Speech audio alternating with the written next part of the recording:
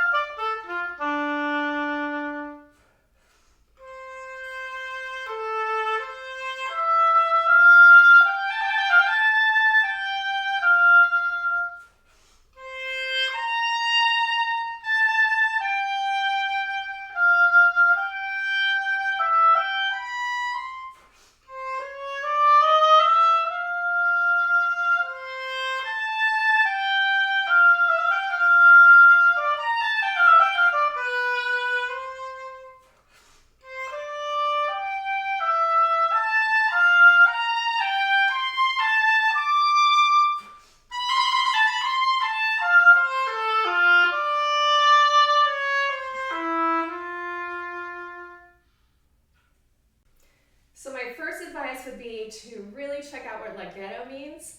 It's 8th note to 72, and that is really, really slow. So these are long, long phrases, and the best thing that you can do is shape your phrasing so that you have a high point to every phrase. So for example, in the beginning, first measure, you're going to want to go to the to the F, and then diminuendo back to the D to the A in measure 2. Obviously, measure 6 is one of the high points of this etude. So really crescendo to that D. Depending on your oboe, you might want to do half whole D to a high D, lifting this finger off. It might come out better. If it doesn't, then keep the half whole down when you slur. It depends on the reed, it depends on the oboe, and it depends on the day which one works better for you. But if you haven't tried that before, try lifting your finger to a high D or leaving your half whole down. So you're playing this high D, you're really loud. The next tricky thing is the 16th rest in measure 7. Make sure that you don't give it too much time. It's very short. So 1, 2, 3, 4, 5, and 6, and rest, and 2, and 3, and 4, and 5, and 6, and 1, triplet, 4, 5, off. So measure 8 is another tricky part. It looks trickier than it is. It's just triplets. So 1, triplet, 4, 5, off. It's actually very slow. So don't freak out when you see that 6th tuplet. 1, triplet, 4, 5, off. Put your metronome on a 72, and you're just playing groups of 3s on that 2nd and 3rd beat. For 1, triplet, 4, 5, 6. So here's that section again.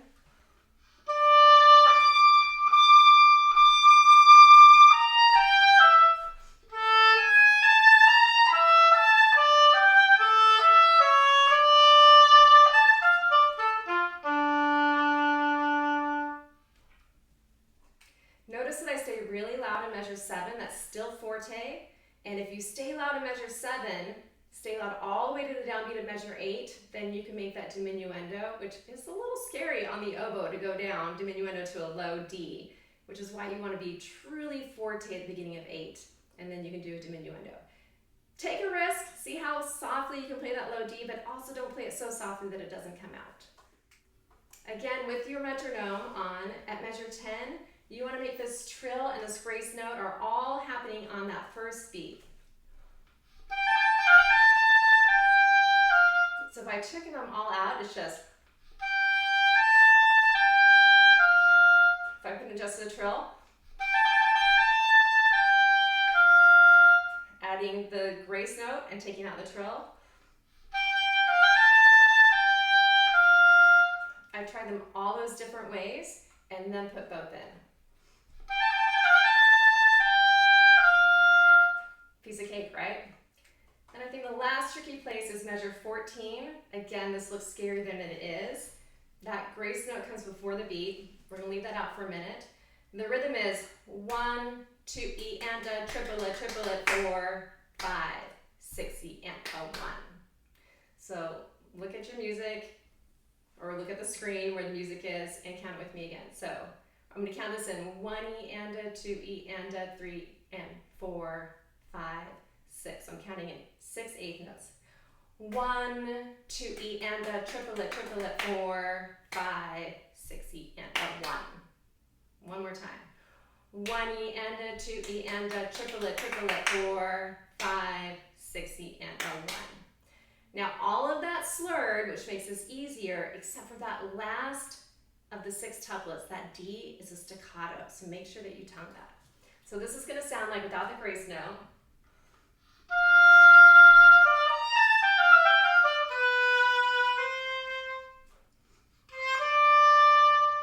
one more time.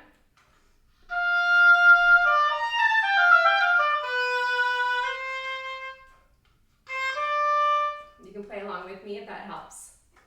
Now I'm going to put the grace note back in. It comes before the beat, which means it's going to cut off the beat in the measure before just a little bit. So I'm going to start in measure 13.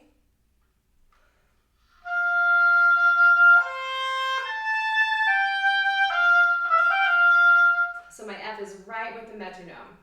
Here, I'll actually turn on the metronome so you can hear it.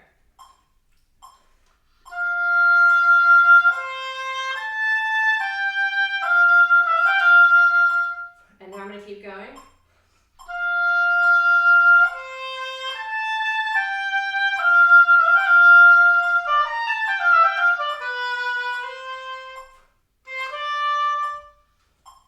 Stringendo. I know that you saw that word and you thought, what does stringendo mean? If you didn't know, and you pulled out your phone or your computer or your laptop and you Googled it and you found out that it means to accelerate.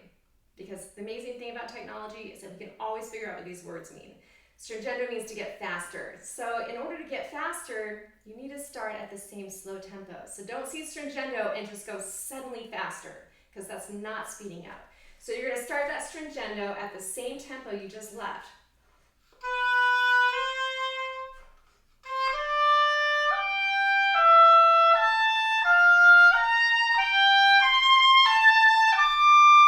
And then gradually get faster.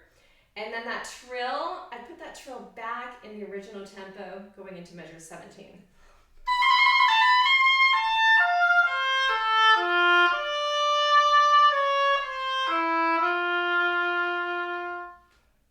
So in order to get that feeling back in measure 17 of going back to the odd tempo, you could try putting the metronome on and ignoring it while you do the stringendo. So we're going to start off in 72. This is measure 17. I'm going to start off at 72 equals the 8th note. I'm going to ignore it and get faster, and then I'm going to bring it back to the metronome in measure 17.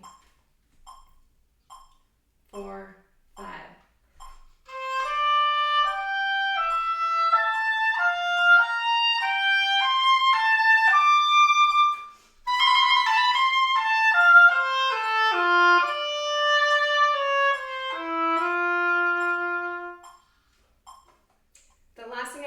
To make sure that you're really reading everything that's on the page. We want to hear correct notes, we want to hear the correct rhythm, but we also want to hear the correct articulation. So noticing, for example, in measure 1 that the first note is tongued, and then the third note is tongued. And then in measure 2, the first note is tongued, and then the beats 5 and 6, you tongue that A and slur into G, and then you tongue the next F. So really watching that articulation is going to make a really big difference in your score and to the judges. You want to make sure that you're absolutely accurate. One of the best things you can do is record yourself and listen back to it, looking at the music and saying, am I doing everything that's on the page?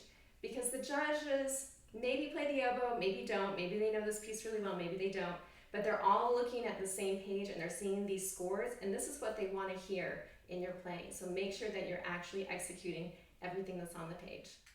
I hope that helped, and good luck on your audition.